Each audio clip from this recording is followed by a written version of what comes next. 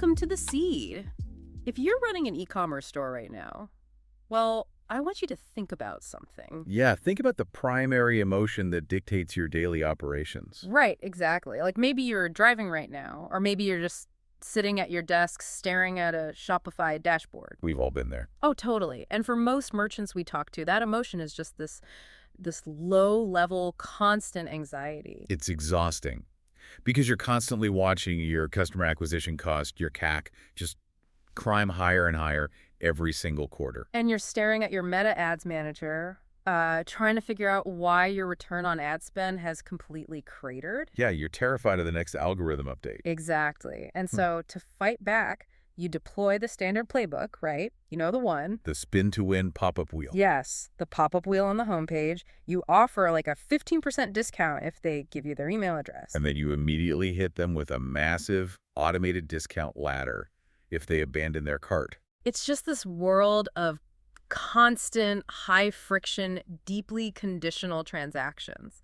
Like, you give a little, but only if they give you something right back. It is entirely transactional. I mean, the whole digital marketing ecosystem has been built to optimize that immediate trade. Right. You put $1 into the vending machine of digital advertising, and you demand a conversion drops into the tray right that second. And if it doesn't drop, you shake the machine. You shake it. You tweak the creative, or you increase the discount, or you send out another SMS blast. Yeah, and honestly, it feels like we are all just shaking the vending machine harder and harder these days, and we're getting less and less out of it. Absolutely. Which is exactly why today's deep dive into the source material we've gathered is just, well, it's so incredibly vital.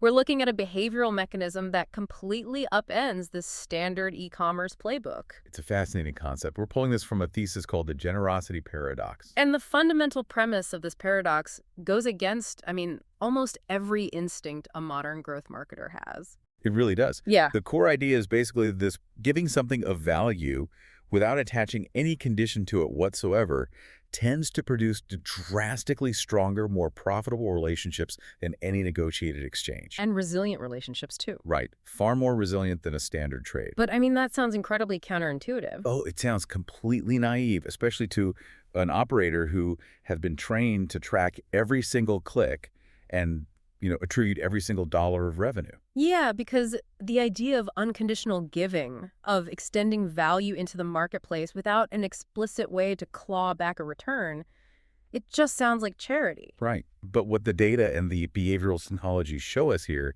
is that this isn't poetry. It's a highly effective, deeply pragmatic strategy for building brand evangelism. Because that standard transactional playbook we just talked about, it's failing. It's completely failing. Consumers have developed a thick armor against it. They are just exhausted by the constant bartering for their attention. They really are. I know I am. So we're going to unpack exactly how this generosity paradox actually functions in the real world of commerce. Because the materials we're diving into, they don't just talk about this in the abstract. No, they look at hard e-commerce case studies. Exactly. So today, we're going to explore why removing the strings from your marketing can drive massive compounding returns. We'll look at how this changes the game for influencer marketing, too. And we have to talk about the lethal danger of what the research calls hidden strings. Oh, the hidden strings are so dangerous. And then crucially, we'll cover how you can actually execute this without resorting to, generic, lazy bulk outreach. I think the best place to anchor this whole discussion is to look at the concrete reality of what happens when a brand actually tests this. Yeah, let's start there, because it requires a massive leap of faith for a business to try this. It really does. The source text highlights a specific e-commerce company that decided to implement this principle of unconditional giving. And when I say unconditional, I mean they truly removed every single safety net that marketers usually rely on. I read this part of the material, and honestly, reading it made the marketer part of my brain start to sweat. Right, because what they did was send out physical products, actual inventory that cost them money to manufacture, to pick, to pack, to ship to a targeted group of people. With absolutely zero conditions attached to the receipt of that product. None. Yeah. Zero. Okay, let's unpack this. We need to define what zero conditions actually means in this context because I think a lot of brands claim they do this, but they really don't. Oh, they definitely don't. In the typical e-commerce ecosystem, if I send someone a free product, I'm attaching a UTM parameter to a specific link so I can track if anyone buys from them. Or you're generating a unique promo code for them. Exactly. Or I'm setting up an automated email flow that hits their inbox 3 days after delivery, explicitly asking for a 5-star review. Or maybe having them sign a microcontract saying they agree to post one Instagram story and one TikTok video. Right, but none of that was present in this case study? Not a single thing. No contracts, no tracking links, no automated follow-ups begging for user-generated content. Not even a subtle hint that a review would be, much appreciated. Nothing. They simply identified people they believed would genuinely benefit from the product, sent it to them with a message of goodwill, and then stepped back. They completely relinquished control over the outcome. Okay, I have to play devil's advocate here on behalf of every Shopify merchant listening who is operating on razor-thin margins. Go for it. Let's say my cost of goods sold is $20. Shipping is $8. The box, the packing materials are $2. So I am spending $30 of hard cash to send a package into the absolute void. It feels like the void, yeah. Right. I have no guarantee they will even open it. No guarantee they'll talk about it. If I bring this strategy to my investors or my CFO, they're going to laugh me out of the room. They'll say you're winning a philanthropy. Exactly. They're going to say, this isn't marketing. This is a fast track to bankruptcy. How does the text justify this risk? Well, it is a completely rational fear. I mean, if you view your business strictly through the lens of a 30-day return on ad spend, if you're optimizing entirely for the short term, then this strategy will feel impossible. Right. But what the source material points out is that the traditional method of demanding a return actually artificially caps the value of the relationship. Interesting. How so? When this e-commerce company sent those products unconditionally, they didn't see an immediate massive spike in sales that afternoon. But what they did see was the value of those gifts compound over time in ways that a transactional exchange simply cannot produce. Because it changes the fundamental nature of how the recipient views the brand, right? I was thinking about an analogy for this. It's basically the difference between a business transaction and a genuinely good first date. Oh, I like that. Imagine going on a date, and before the appetizers even arrive, the other person slides a contract across the table and says, look, I am paying for dinner tonight. Yeah. But before I order, I need you to commit to a second date next Thursday, and I need you to tell 3 of your friends what a great time you had with me. That completely destroys the environment. You would immediately look for the exit. You would run. But that is exactly what brands do. Here's a free sample, but you must leave a review. It creates this immense pressure. Yeah, you aren't experiencing the product anymore. You're fulfilling an obligation. Exactly. But if you go on that date and the person just pays for dinner, has a wonderful conversation, and says goodnight without demanding anything at all, it's disarming. It releases all the pressure. You actually leave wanting to see them again because the interaction was entirely voluntary. Disarming is the perfect word here. What's fascinating here is the psychological shift that occurs when you remove the expected transactional script. It's profound. Because we're so used to it. As consumers, we've been conditioned for decades to look for the catch. Whenever a brand offers us something for free, our internal alarms go off. We immediately ask, what do they want from me? Are they going to sell my data? Am I going to be trapped in a subscription? Do I have to jump through hoops? We maintain a very rigid defensive posture. We have to. I mean, the internet is hostile. If you don't keep your guard up, you end up with 50 spam emails a day and a charge on your credit card you didn't authorize. Precisely.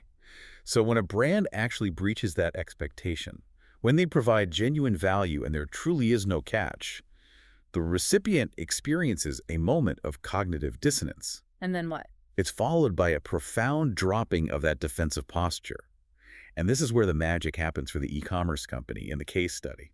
Because they didn't force the issue. Exactly. Because the recipients weren't forced to talk about the product, because they weren't handed a rigid script or a contractual obligation, the endorsements that eventually emerged were entirely organic. Let's dig into that word, organic. Because in the marketing world, organic usually just means unpaid. Right, like organic social reach. But here it means something deeper. It means the endorsement was self-motivated. Yes.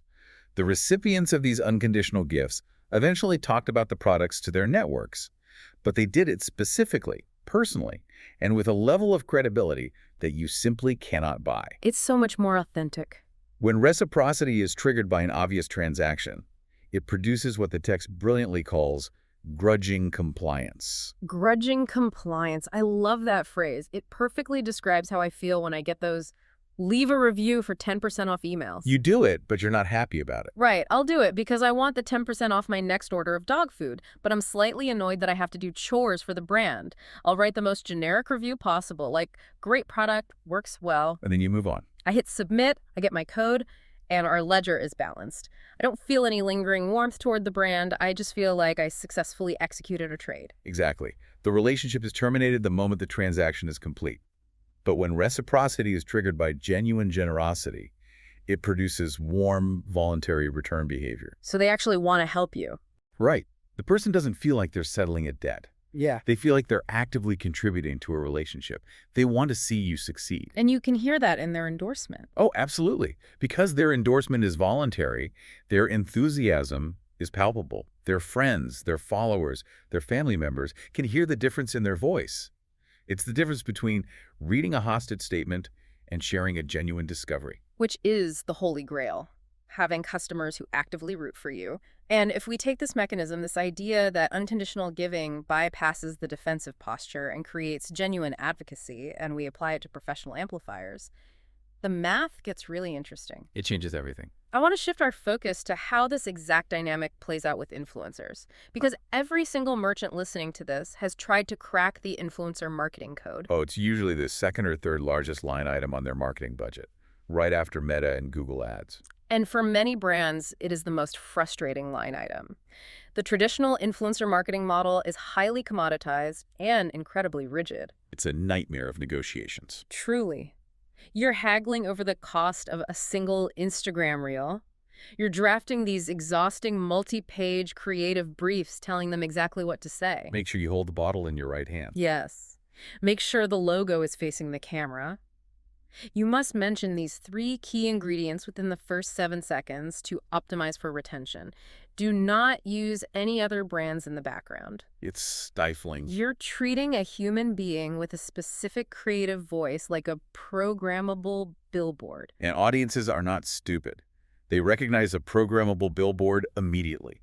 The source material brings in a fascinating perspective here from a social media marketing context. Oh, the Reach Desk example. Yeah, they highlight the philosophy of a company that built its entire model around business gifting, and they specifically quote a leader there, Ben Smith. Right. His operating philosophy is radical in the current landscape. He states, "Don't imagine that if we give you this gift, you'll do something for us." Don't imagine that if we give you this gift, you'll do something for us. It almost sounds like a legal disclaimer, but the text makes it clear this is the actual strategy. It is the foundational principle. When they applied this to influencers, they gave them free access to their tools and services with absolutely zero expectations. No strings. None. No required talking points, no performance benchmarks. They simply provided the value and said, "We think this might help you. Use it however you want." Here's where it gets really interesting from the consumer side. I mentioned earlier that we all have our guard up. But when it comes to influencers, audiences have developed a finely tuned 6th sense for inauthentic ad reads. They spot it instantly. I know I do this. I'll be watching a YouTube video from a creator I love, and suddenly their posture changes slightly, the cadence of their voice shifts. They use a phrase they would never normally use in conversation, like, I absolutely love the synergistic botanical blend in this new moisturizer. You can instantly tell they're reading from a brand-mandated brief. The enthusiasm feels manufactured. Right. Even if they properly disclose it with an ad or a sponsor by tag, the trust is immediately compartmentalized. Yep. They're being compensated to say these specific words, so you discount the validity of the recommendation. You evaluate their motive rather than the product itself. This touches on the fundamental difference between a purchase placement and an authentic relationship. When a brand uses a contract with required talking points, the influencer is constrained. They lose what makes them special. Exactly.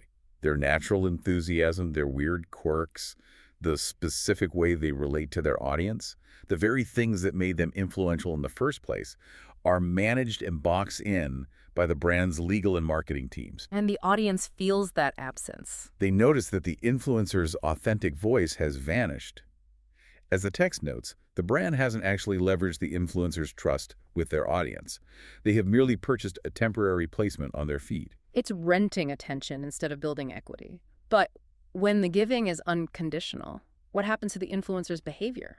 The dynamic shifts entirely. Because there is no brief to follow, the influencer has to actually experience the product. And let's be very clear here, because this is crucial. The product actually has to be good. Unconditional giving will not save a terrible product. That is a great point. You can't unconditionally gift a terrible t-shirt and expect glowing reviews. Exactly. But assuming the product adds real value, the influencer who receives it without any strings attached is suddenly free to talk about it in their own voice. They can be themselves. They'll integrate it into their content naturally on their own timeline, using their own format. They might not do a dedicated polished review video. Instead, your product might just organically appear in the background of their daily vlog because they're actually using it. Because it's part of their real life now. Right. If we connect this to the broader picture of consumer psychology, this is fundamentally about trust. Authenticity produces trust. An influencer talking about a product they genuinely use because they want to share it with their community is infinitely more valuable than someone fulfilling line item 4 on contractual obligation. So, for the Shopify merchant listening right now, think about how you can practically apply this to your influencer strategy tomorrow. Stop spending hours drafting those rigid creative briefs for micro-influencers. Stop trying to buy their exact words. It's a waste of time. Instead, do the hard work of identifying influencers who genuinely align with your brand ethos. If you sell sustainable outdoor gear, find the micro-influencer who actually spends their weekends hiking, not just the fashion influencer who poses in the woods. Yeah. Send them your product. Send it beautifully packaged. Include a handwritten note that says, "Hey, we love your content. We notice you spend a lot of time in the backcountry. We think this jacket might keep you warmer." No pressure to post. Just enjoy it. What you're doing with that approach is allowing the cream to rise to the top. This is a filtering mechanism as much as it is a marketing strategy. Oh, so. Well, the influencers who receive the jacket and don't care for it, they won't post about it. And while that might feel like a loss of inventory, it is actually a massive win. Wait, really? How is them not posting a win? Because forced posts from people who don't genuinely like your product don't convert anyway. If you had paid them to post, they would have done it, but their audience would have sensed the apathy, and you'd have burned cash on a campaign with zero ROI. Oh, I see. By removing the obligation, you save yourself the cost of a failed sponsorship. But the influencers who actually love the jacket, the ones who put it on and realize it's the best piece of gear they own, They're going to talk about it. they're going to create organic content. They'll do a review from their tent with terrible lighting and wind noise, but with incredible, undeniable excitement. And that sells. That organic content will convert at an astronomically higher rate because their followers implicitly trust that genuine enthusiasm. The goal, returning to Ben Smith's quote, is to build the relationship, not buy a post. Okay, I am entirely sold on the theory. Unconditional giving disarms the consumer, it bypasses the grudging compliance, and it unlocks authentic, high-converting advocacy from influencers. It sounds like a magic bullet. It does. So why does it go wrong? Because I know merchants who have tried to do the surprise and delight gifting thing, and it completely blew up in their faces. It didn't build relationships. It actually alienated people. Yeah, that happens a lot. This brings us to a massive trap that the source material explores in depth. It's the danger of implicit expectations, or what they brilliantly call the hidden strings problem. This is where the psychology of giving gets very delicate and where most marketers stumble. When most businesses attempt unconditional giving, they fail because they remove the explicit strings, but they retain all the implicit ones. Like, they don't say it out loud, but they're still expecting a trade. Exactly. They define transactional giving merely as a direct stated trade. Like, I give you X, you must give me Y.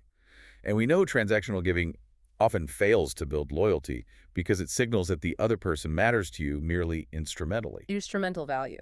Meaning, I only value you for what you can do for my metrics. I don't care about you as a customer. I care about your wallet and your network. Precisely.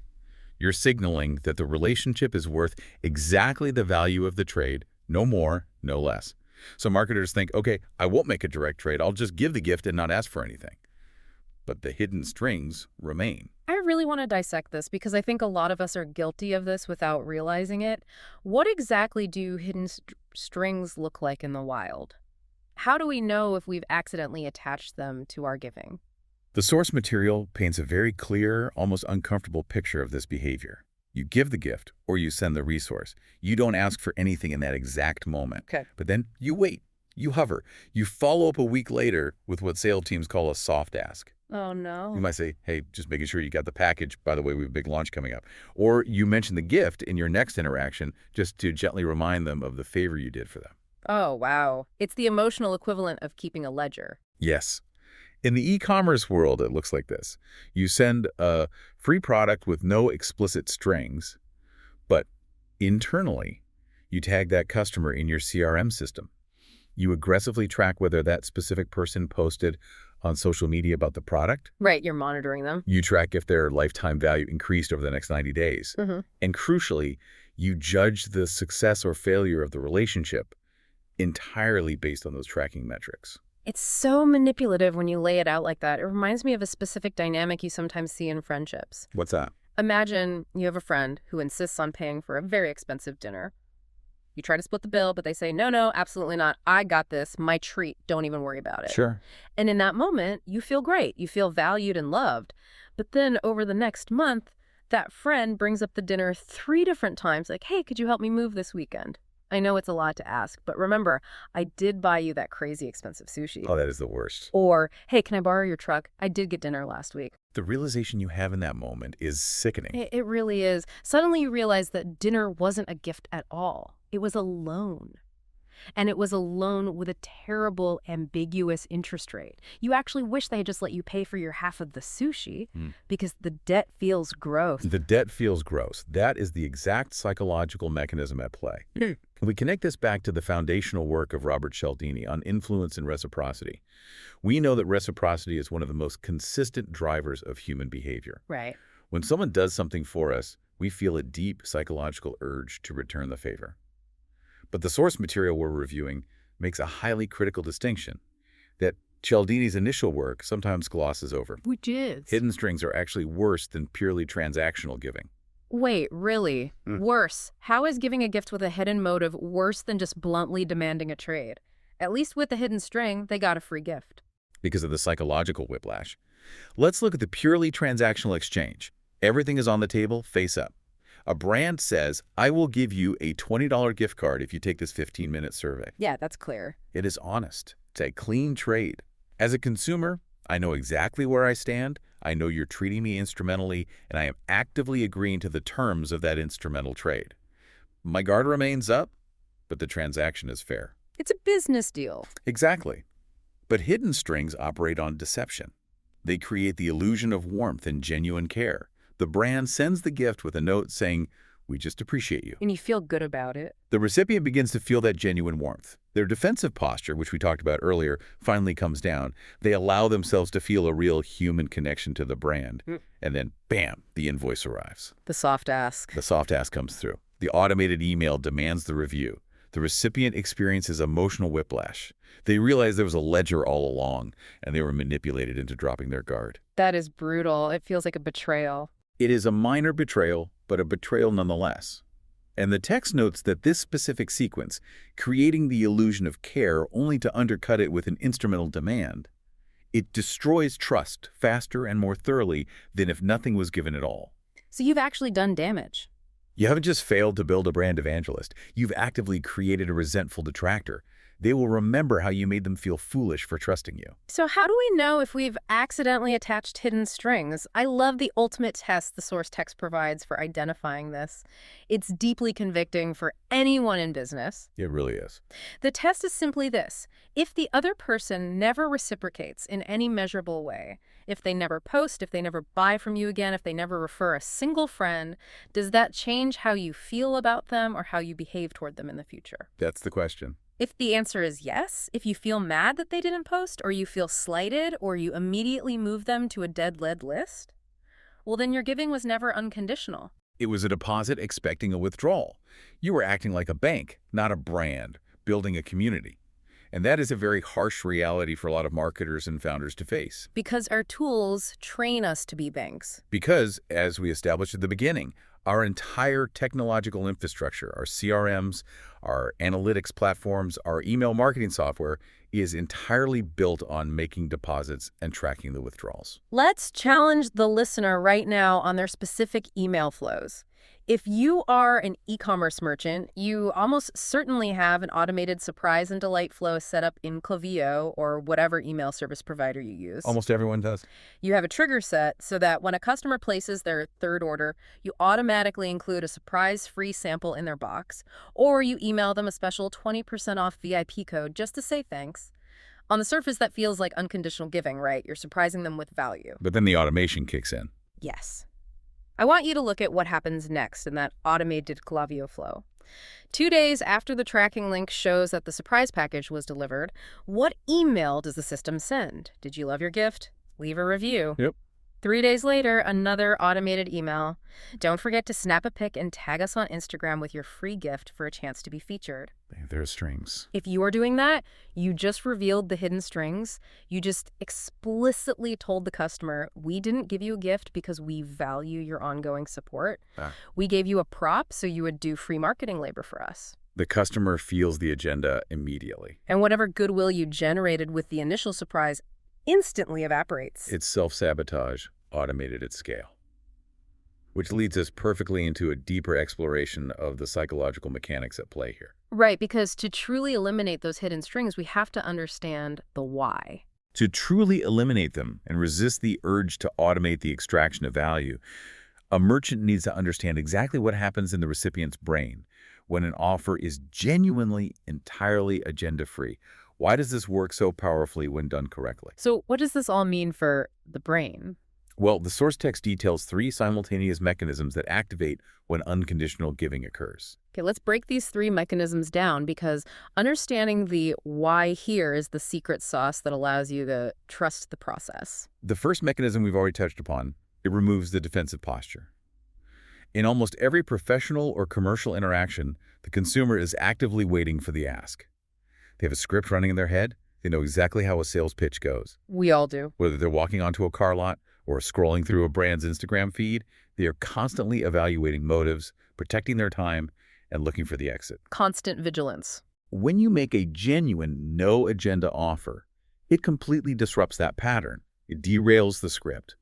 And because they do not have a pre-programmed defensive response for unconditional generosity, it forces them to pause and respond to you as a human being, rather than a faceless brand or a salesperson. If we pause and think about what this means for the consumer experience, it really highlights just how utterly exhausting it is to be a consumer in the modern digital age. So it's draining. We're constantly navigating a minefield of motives. Every single interaction with a brand, even the ones we like, feels like a low-level negotiation where we are trying not to get scammed or tracked across the internet or tricked into an auto-renewing subscription. It's just a constant battle. Disrupting that script with actual generosity is like offering someone a moment of silence in a crowded screaming room. It's a profound relief. Yeah. So that is mechanism 1, removing the defensive posture. What is the second mechanism? The second mechanism is that unconditional giving demonstrates actual attention and listening. The text makes a crucial point here. A genuinely useful gift, or a highly relevant piece of content, requires the giver to have actually paid attention to the recipient. Which is rare. Listening is incredibly rare in the marketplace today. Usually brands are just shouting their value propositions into the void.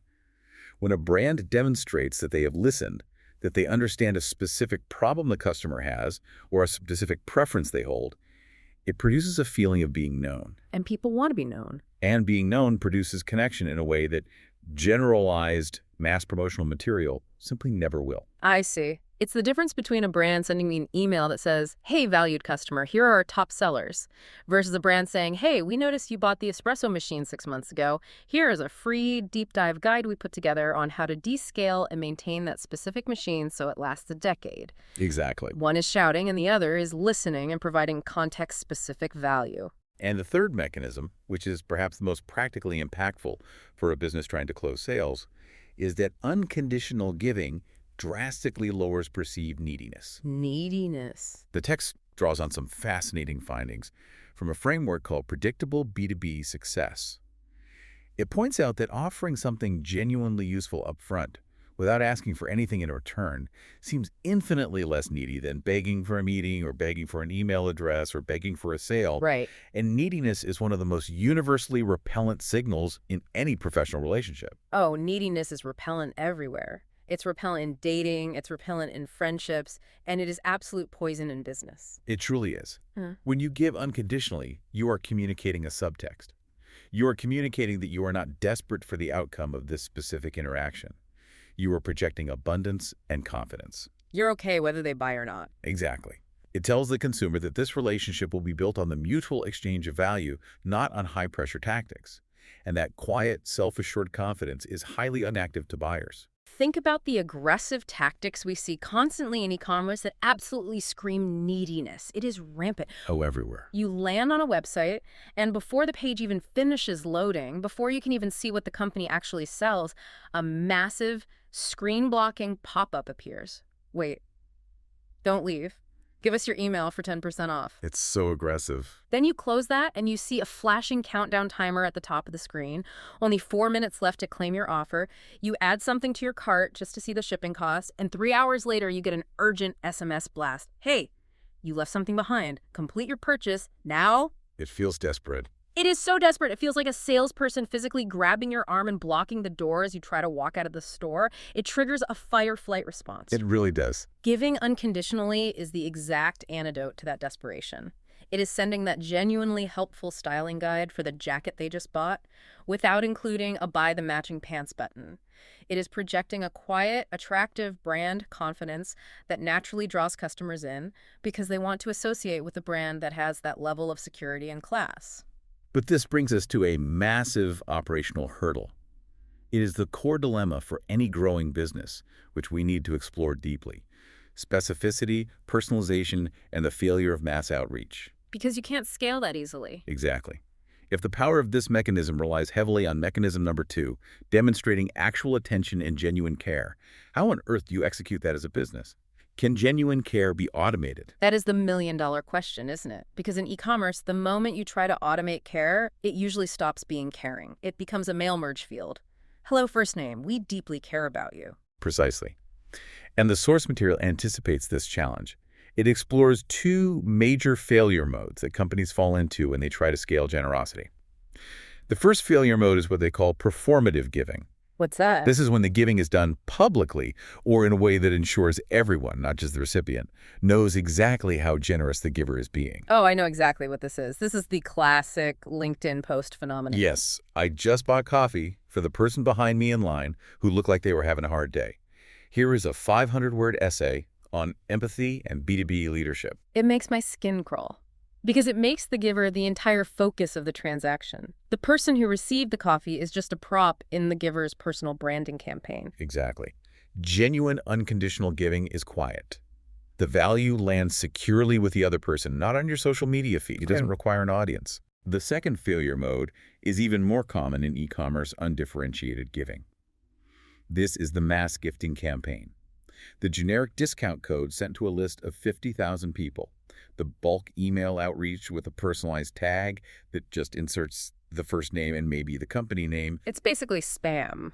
The text argues that these campaigns fail miserably to build relationships because they aren't actually about the recipient at all. They are about the sender's need for scale. It's checking a box. The gold standard that the text offers for overcoming this, specifically in the context of B2B outreach and high-value client acquisition, is what we can call the Loom video approach. I was fascinated by this part of the material. I want you to walk us through exactly how this Loom video strategy works step by step, because it perfectly illustrates the difference between undifferentiated scale and deep specificity. The approach goes like this. Instead of a salesperson scraping a list of 1,000 emails and blasting out a generic pitch, they choose one specific prospect. They do their research. Then, they record a short, highly personalized video using a tool like Loom. But here is the critical part. They do not talk about themselves. They do not pitch their software or their product. What do they talk about then, if not their product? They address something highly specific about that prospect's business. Maybe they noticed a specific friction point on the prospect's website checkout flow. Maybe they read a recent press release about a new product launch and have a genuine insight about how the market might react. So they're giving free consulting, basically. They record a 2-minute video sharing this insight, and they send it before they ever ask for a meeting or make a pitch. The message accompanying the video is essentially, I spent time thinking deeply about your specific situation. Here is a piece of actionable insight you can use right now. And by the way, I sent a small physical gift to your office, maybe a book relevant to your industry, just as a gesture of goodwill. And there's no ask at the end. There is absolutely no ask, no calendar link, no call to action. It is just pure attention, deep specificity, and a gesture of value. And the research shows that the response rate to this approach is dramatically higher than bulk outreach because the value is front-loaded and undeniable. It proves you did the work. But wait, I have to push back here on behalf of our audience. Because if I'm an operator trying to grow my business, time is my most constrained resource. You can't record 500 deeply personalized, researched Loom videos and mail 500 specific physical books all at once. It takes time. The research alone would take weeks. That doesn't scale. A Shopify merchant needs scale to survive. This raises a very important philosophical question about what we actually mean when we demand scale in business. The text confirms your suspicion directly. It shouldn't scale. Not in the way we traditionally think of bulk marketing. What you are telling a modern digital merchant not to scale. Yeah. That is heresy. It is heresy in the vending machine paradigm. But let's look at the mechanics of what makes this work. You cannot automate specificity. The more people you try to give to simultaneously, the more you are forced to generalize the gift and the message. Because you can't tailor it to thousands. And generalization strips out the exact signal, the signal that you listened, that you paid attention, that you care, that makes a giving effective in the first place. You cannot fake specificity using an AI text generator. You have to do the actual work of paying attention. So it requires real human effort. The source material states explicitly that unconditional giving works best when it is concentrated on fewer relationships with far more depth. So for a Shopify merchant, what does this actually look like in practice? How do they apply a strategy that deliberately resists scale? I think it means you have to fundamentally stop treating your entire customer list as one homogeneous blob of data. You have to segment. You have to embrace segmentation, but not just for the purpose of sending different targeted ads. You segment to find the people worthy of deep investment. Every established merchant has VIP customers. These are the people who have purchased from you 5, 6, maybe 10 times. They are the backbone of your recurring revenue. Right. The traditional approach is to blast a generic holiday gift basket to that entire VIP list at the end of the year. But as the text argues, a gift that could be sent to anyone signals that the recipient is interchangeable. It signals that you don't actually know them. It's just checking a box. Instead of doing that, what if you took the time to find your top 50 repeat buyers? Just 50. Look at their actual individual purchase history. Let's say you sell high-end leather goods and you see a customer bought a beautiful, expensive leather duffel bag from you 6 months ago. Okay, so what do you send them? You don't send them a generic company mug. You send them a tin of premium leather conditioner. Not as a subtle, manipulative hint to buy another bag, but as a genuine, highly specific compliment to what you already know they own and care about. That's incredibly thoughtful. You include a handwritten note, actually handwritten, referencing their past support and hoping the duffel is holding up well on their travels. And crucially, there are 0 promotional codes in that box. Just the gift, the specific utility, and the note. That is a perfect application. It proves you did the work of seeing them as an individual. And for merchants who operate in the B2B or wholesale e-commerce space, the Loom video strategy translates even more directly. How so? Let's imagine you are a boutique coffee roaster, and you are trying to land massive retail accounts with independent cafes. The standard approach is to buy a list of 500 cafe owners and cold email them a generic price sheet and a link to order samples. The conversion rate on that is abysmal. It's terrible. The generosity paradox approach is entirely different. You pick just 5 local cafes that you really want to work with. You go to their shops. You look at their menus. Then you record a specific Loom video for the owner of each one. Just 5. You say, "Hi, Sarah. I was in your shop on Main Street yesterday. I noticed your pastry selection leans heavily into bright citrus flavor profiles. I'm a local roaster, and I just roasted a small experimental batch of a washed Ethiopian coffee that has these incredible jasmine and lemon notes that would pair perfectly with your current menu. Wow, that's specific. I am putting a bag in the mail for you and your head barista to try tomorrow morning. I hope it makes your Tuesday better. No pitch, no wholesale contract attached, no calendar link, just deep, undeniable specificity. It proves you paid attention to her actual business. I can literally feel the stress levels of some of our more analytical listeners rising right now as we talk about this. Well, I'm sure. The idea of spending an hour researching one cafe just to send them a free bag of coffee with no contract attached. It goes against the spreadsheet mindset, which Wow. means we need to tackle the objections. Let's acknowledge the elephant in the room. The spreadsheets. E-commerce operators live and die by their spreadsheets. They have finite capital, they have cash flow cycles, they have payroll to meet. So let's address the pragmatic, hard-nosed business objections directly, because the source text anticipates them beautifully. The text breaks down three primary objections to this philosophy of unconditional giving. The first objection is that it is simply naive. The argument goes like this. If you give without expecting anything back, people will take advantage of you. They will. The world is full of takers, resources are finite, and you cannot operate a competitive business as a charity. Let's role play this for a second. I am going to play the anxious, spreadsheet-driven CFO of our hypothetical e-commerce brand. All right, hit me. I have a massive ad spend bill due to Meta at the end of the month. I have a warehouse full of inventory that I am paying storage fees on. I need to see a return on ad spend within a strict 30-day window, or I literally cannot make payroll next month. You are telling me to spend my precious margin sending free leather conditioner to people and just hoping the universe rewards me with compounding trust. That is insane. It's fiscally irresponsible. As the anxious CFO, your fear is completely valid. You are responsible for the lifeblood of the company. But your objection actually misses the target of what the strategy suggests. The text clarifies a crucial distinction. Unconditional giving does not mean indiscriminate giving. Unconditional does not mean indiscriminate. That is a vital distinction. Exactly. You do not have to give to everyone. You do not have to bankrupt yourself sending free products to people who just want free stuff. You can profoundly protect your finite resources. So you choose who gets the investment. You can be hyper-selective and rigorous about who you choose to invest in, like your top 50 VIPs or the 5 cafes that perfectly align with your brand, rather than the 5,000 one-time buyers who only shop on Black Friday. Okay, that makes sense. The principle is simply that when you make the strategic choice to give to someone, you do not attach a condition to that specific exchange. If you give to someone and they consistently take value and never engage, never support the brand, and never reciprocate the relationship over time, you are completely free to stop investing in them. You just stop. You aren't a martyr. But the mistake is thinking that you must convert every single act of giving into a tracked, immediate transaction. That is what kills the bond before it can even form. Okay, that makes a lot of sense. I can control my budget by strictly controlling the scope of the campaign. I am only investing in high-leverage relationships. But what about the speed? This brings us to objection number 2. It is too slow. Speed is a big concern. If I run a 20% off flash sale today, I get immediate, measurable results on my Shopify dashboard by 5 p.m. I can show my investors a graph going up and to the right. Unconditional giving takes months, maybe years, to show a return. And this is where we have to fundamentally reframe what it is you are actually measuring and what constitutes a healthy business.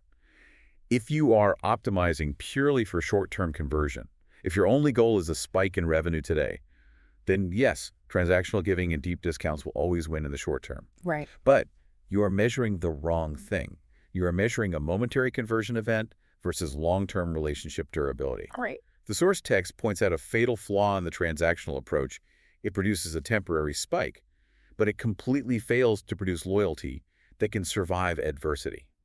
Adversity like what? Adversity like a rough quarter where you have to raise your prices, or a massive supply chain delay where orders are sitting at a port for 3 weeks, or a market downturn where consumers tighten their belts. Things outside your control?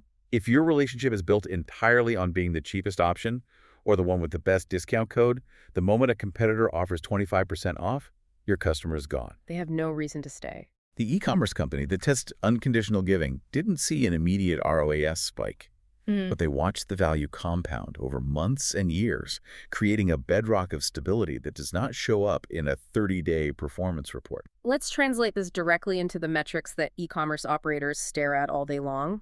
CAC, customer acquisition costs, versus LTV, lifetime value. Let's do. Transactional discounts optimize entirely for immediate CAC. You get the customer in the door cheaply today, but as you said, they are promiscuous buyers. They are loyal to the deal, not the brand.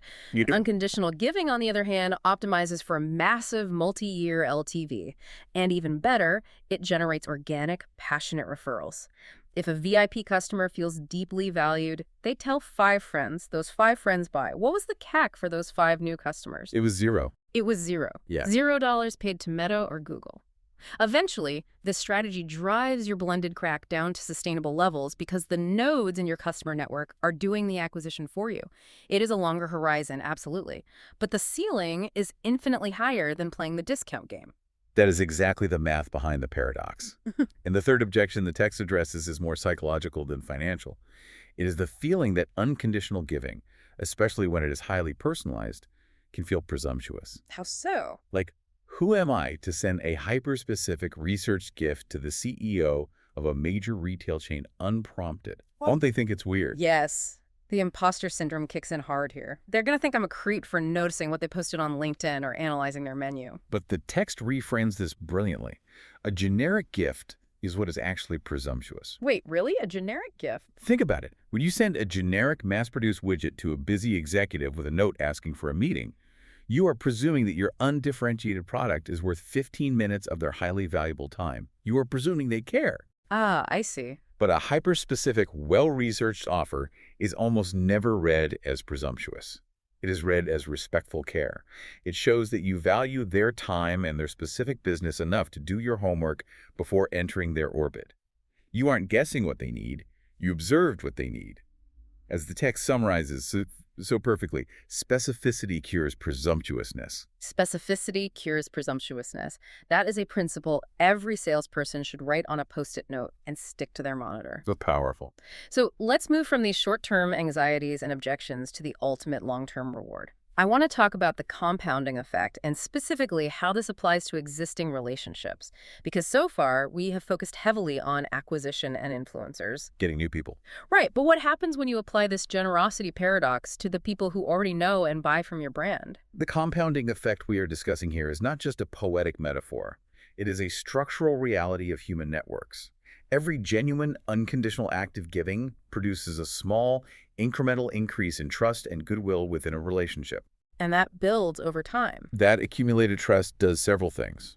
It makes the recipient slightly more likely to speak well of you to others.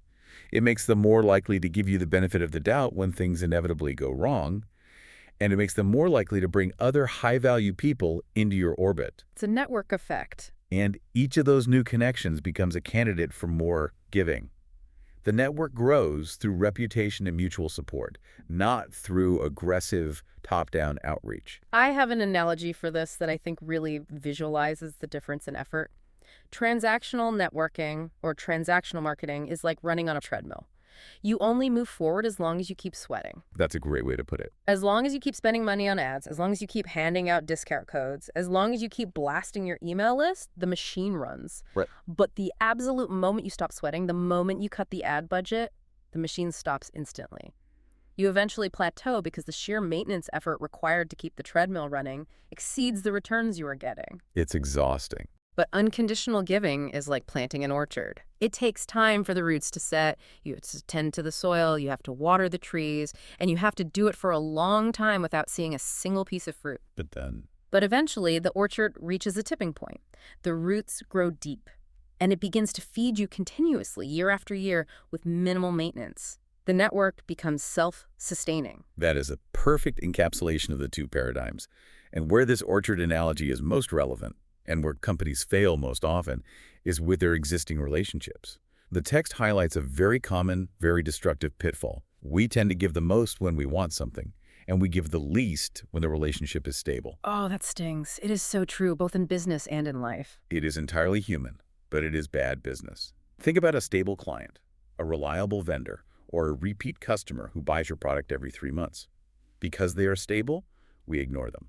We only email them when we have a new product launch and we need a revenue spike, or when their credit card fails and we need updated billing info. So we're just training them to expect and ask.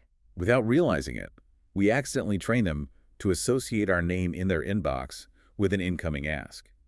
We train them to brace themselves whenever they see our logo. Breaking this pattern requires a deliberate intervention. It requires giving when you need absolutely nothing from them. It requires sending a resource on a random Tuesday in October. Precisely. The text states that to shift the understanding of a relationship from a transactional extraction to genuinely mutual support, you have to initiate acts of value out of cycle. Not at renewal time, not on Black Friday, out of cycle. When they least expect it. The business value of this durability is immense, and it hits the bottom line directly. You see higher retention rates, you see lower friction when mistakes happen.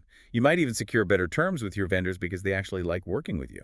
The relationship exists for its own sake, not just for what each party can extract from it in that specific fiscal quarter. For the Shopify merchant listening right now, please do not ignore your existing customer base. You spent so much money, so much CAC, acquiring them in the first place, and then you just dump them onto a generic weekly newsletter blast where they slowly churn out. It's such a waste. Surprise them. During a slow season, maybe the dead of summer, when sales are sluggish and you have no major promotions running, pull a segment of your best customers. Send them a genuine perk, or if physical gifts are too expensive, create a highly produced, beautifully designed, deeply useful piece of content specifically regarding their past purchase. Like a tutorial. Yes. If they bought a cast iron skillet from you a year ago, send them a masterclass video featuring a top chef showing exactly how to care for, season, and cook with that specific skillet. That's huge value. Expect absolutely nothing in return. Do not put a buy more accessories here button at the end of the video. Just give them the value. Show them you care about their experience with the product long after their credit card cleared. You are building a community, not just maintaining a client list. And that distinction between a community and a client list is the ultimate thesis of the source material we have been dissecting today. A client list requires constant, exhausting, expensive activation. A community activates itself because the foundation of unconditional trust sustains it. Okay, we are coming into the home stretch here. We have covered a massive amount of ground today. We started by examining the e-commerce paradigm shift from vending machines to compounding returns. We looked at the authenticity advantage of untethering influencers from rigid briefs.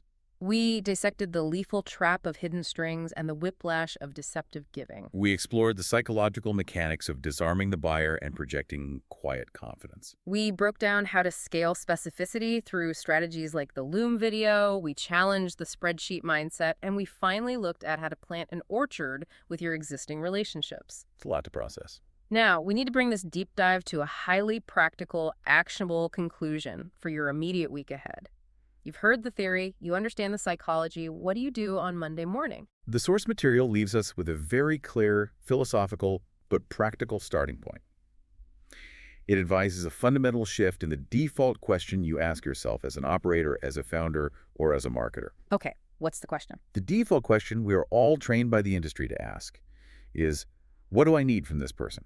Or, what do I need from this customer segment today to hit my numbers? How do I extract the maximum amount of value with the minimum amount of effort? Exactly. It is a mindset of extraction. The replacement question, the one that unlocks the generosity paradox, must be, what does this person need right now, and can I provide it? It is a total reorientation, from extraction to contribution, from the vending machine to the soil. So here is your actionable advice, your challenge for this week. We challenge you to pick one person, not a list of 1,000. Not an entire demographic segment, one specific person. It could be a key B2B client you are trying to land. It could be a vital vendor who supplies your custom packaging and always rushes your orders. Or it could be a repeat customer who has been buying from your store since day one when your website barely worked. Someone important to the business. Figure out something genuinely useful you can offer them. It must have absolutely zero agenda attached to it. It doesn't have to be expensive. Remember, specificity cures presumptuousness. It just has to be highly relevant to them. And then, give it to them. And this will be the hardest part for any data-driven marketer. Stop. Mm-hmm. Do not create a tag in your CRM. Do not set a task reminder to follow up in 3 days to see if they liked it. Do not casually mention it the next time you are on a Zoom call with them. Let it be a real gift. Just let it land. Yeah. Let the value exist in the world without a tether. You have to build the muscle memory of giving without extracting, because as the text notes so perfectly, the habit is the strategy. You plant the seed and you walk away. Which brings us back to where we started. If you are exhausted by the current state of digital marketing, if you are tired of kicking the vending machine, hoping a conversion drops out while your margins shrink, You have to be willing to get your hands dirty and do the unscalable work of actual human connection. That's the only way forward. So we will leave you with this final provocative thought to mull over as you get back to your analytics dashboard today. Think about this one. If you stripped away every single tracking link, every single discount code requirement, every pop-up wheel of fortune, and every automated review request from your business today, what value would your brand actually be giving to the world? That's the real test. And if the honest answer is none, how can you plant your first seed of unconditional giving tomorrow?